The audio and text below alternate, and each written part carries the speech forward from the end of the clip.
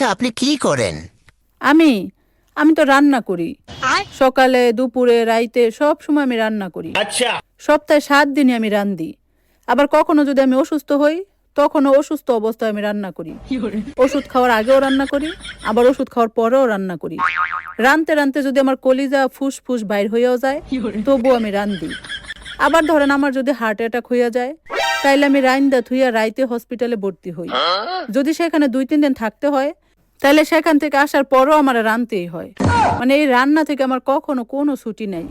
এই যে সবাই ছুটি পায় না বিভিন্ন অকেশনে, সাপ্তাহিক ছুটি, ঈদের ছুটি, কিন্তু আমার কোনো ছুটি নাই। তখন আমার আরো বেশি বেশি করে রান্না করতে হয়।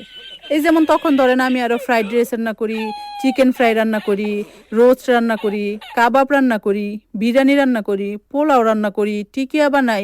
মানে আরো তখন আরো কত ভ্যারাইটিস রান্না করি। ভাই, এই রান্না থেকে আমার ছুটি নেই। আমি শুধু রান্ধি আর রান্ধি।